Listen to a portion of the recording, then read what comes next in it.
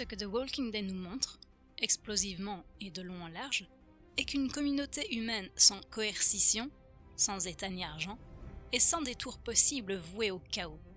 La série se laisse voir comme hymne à la déresponsabilisation et l'infantilisation de l'homme, nu, sans autonomie, lorsqu'il se retrouve face à lui-même, sans pouvoir politique institué.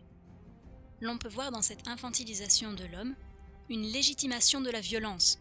Aucune loi morale claire, transcendantale, ne semble animer et guider les différents groupes humains, et le désordre règne lorsqu'ils se rencontrent, toujours dans le choc, très souvent dans le meurtre.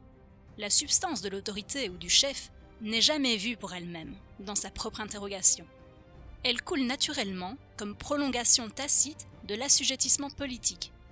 L'homme livré à lui-même, sans cadre coercitif général, est son propre prédateur. Nos ennemis, infantilisés, irresponsables, sont alors déshumanisés. Déshumanisés, nous pouvons les tuer. Cette déshumanisation et cette violence sont horriblement incarnées par la figure du zombie, prétexte à toutes les violences. Pour que le zombie puisse endosser pleinement son rôle de justificateur d'une anarchie généralisée, il doit assumer toutes les raisons de notre déresponsabilisation et de la violence par une figure spectaculairement fictive, pour mieux faire oublier, par jeu de distanciation cynique, nos devoirs et obligations qui devraient trouver leur répondant dans nos interactions, relations humaines et pas ailleurs.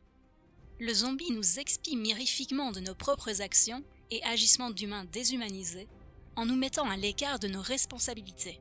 Et, dans le mouvement de cette expiation, le zombie dans sa sanie fait disparaître le sujet humain de partage, de réflexion collective, d'empathie et d'altruisme, en ne lui proposant comme seul horizon possible que la fausse évidence de la reproduction d'un chaos pourtant non naturel. Le zombie catalyse, prend sur lui en réalité tout le questionnement politique de la série et l'annihile par la médiation de sa figure à la fois fantastique et effroyable. Cette figure nous éloigne subrepticement, par le choc que le mort-vivant suscite, de toute réalité humaine, ramenée à sa propre décomposition morbide, alors que la série a pourtant clairement pour enjeu des guerres entre groupes d'hommes. Le zombie assume alors, par ce double rôle d'expiation et de purge de notre substance, la disparition de la question suprême de notre condition d'humanité, de notre rôle parmi nos pairs, c'est-à-dire de disparition de la question de la politique ou de la morale, de règles qui se décident dans le groupe et qui contraignent l'individu au profit d'un bien commun, d'un intérêt supérieur. Loin cependant de laisser un terrain politique en friche et à définir, le zombie fait passer sous son manteau horrifique, en douce, toutes les fangeuses idées libérales de la domination. En neutralisant la charge explicite de ces idées politiques, pour animer toute cette matière en toile de fond, la série recèle d'ingéniosité, à l'instar de toute une propagande cinématographique, par là pernicieusement efficace. En tête de peloton des idées qui se naturalisent parce qu'elles passent sans dire leur nom sur le plan implicite, la solidarité ne paye pas dans The Walking Dead. Et la survie du plus fort chapeaute toute autre logique. Les exemples sont légion, et un épisode en entier est sous-tendu par cette idée. Eastman vit sous un code de conduite morale et des principes affirmés de défense de la vie, et la beauté de ce positionnement nous est montrée de façon éclatante pour être invalidée, encore une fois, par les événements qui en renversent toute la justesse, pour montrer l'obsolescence de la bonté. Eastman allant même jusqu'à confesser que la vengeance et l'assassinat l'ont rattrapé, avant qu'il ne soit à son tour supprimé par l'homme qui l'a recueilli et soigné. La série relaye d'ailleurs explicitement le message, notamment à travers la bouche de Daryl, incarnation de cette règle, étant présenté comme le personnage au bon cœur par excellence, mais qui serait quand même obligé de se comporter comme un prédateur. La solidarité ne paye jamais dans The Walking Dead. Elle est systématiquement considérée naïve. La nature humaine est posée d'avance, axiomatiquement, et les relations sont toujours sombres quand elles ne sont pas noires.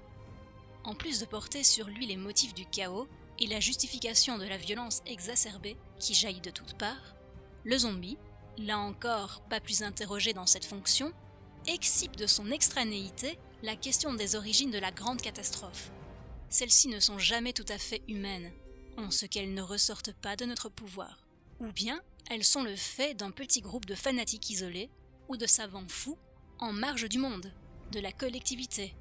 Jamais un fait structurel et consubstantiel au système mondial et à Wall Street. Le zombie dilue doublement notre substance humaine en la rendant 2 fois atone.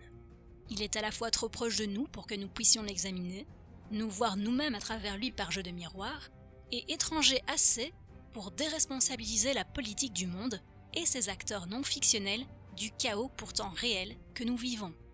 Le zombie, notre nous chéri et vide, est partout.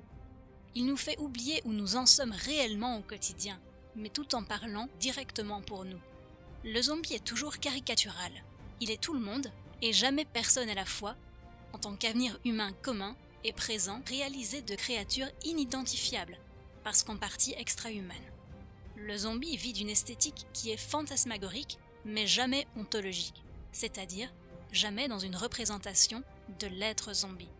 Il rend l'être impensable, et sa confusion participe du phénomène d'indistinction qui génère le chaos et l'homme sans qualité, quand la mort devient la vie et la vie devient la mort. Là où le monde réel se change en simples images, les simples images deviennent des êtres réels, et le zombie gagne son autonomie qui ne permet plus de penser son créateur. Confusion des genres, banalisation de la criminalité et confusion totale entre légalité et illégalité ne représentent aucun mensonge. Le brouillement de toute frontière est la matrice sur laquelle repose l'ordre du monde, et le zombie, mieux encore que le fétichisme de la catin, du requin et du chanvre, est le médiateur particulièrement efficace de notre dépossession et du grand oubli. L'homme effacé à lui-même, privé de son propre pouvoir, marque une relation à la nature qui n'est jamais harmonieuse, mais toujours de façon oppositionnelle et de domination. Nature intrinsèquement anti-humaine, suprême aliénation. Là encore, le zombie, qui nous fait fuir les forêts pour occuper les refuges des prisons et des bunkers, est la figure médiatrice de cette disparition non annoncée. Par son intermédiaire, la nature reste hostile et perpétue la grande coupure de l'homme à son environnement, c'est-à-dire de l'homme à lui-même. Le capharnaüm des revenants permet la perpétuation du fourbi capitaliste de chosification du vivant. La vie, dans The Walking Dead, ne s'écrit pas comme dynamique d'expansion de joie, de jouissance, d'émulation positive et d'amélioration fondamentale des conditions de l'existence en commun, mais elle se dépose dans un cloisonnage de situations intermédiaires qui reproduisent éternellement les catégories de l'aliénation de sa propre production. Le rapport qu'entretient la série entre la vie et la mort n'est pas de complémentarité où l'une serait un passage logique ou naturel vers l'autre.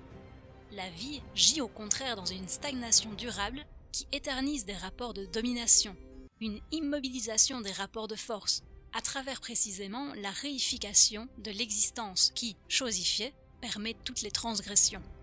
Le mort-vivant est la justification tacite d'une humanité en rivalité avec elle-même, puisque la division en 2 camps, humains contre zombies, n'est jamais une séparation achevée.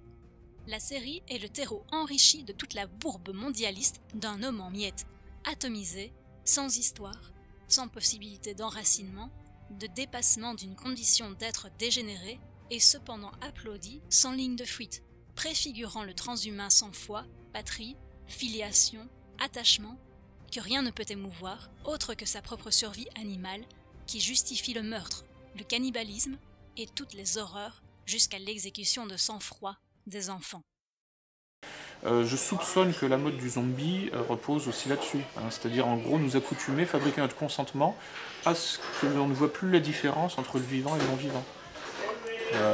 Il y a des expériences dès les années 20, je crois que c'est Alexis Carrel qui avait fait ça, où il arrivait en fait à faire bouger la tête d'un chien avec des impulsions électriques qui donnaient l'illusion que l'animal était encore en vie alors qu'il était mort. Voilà, bon.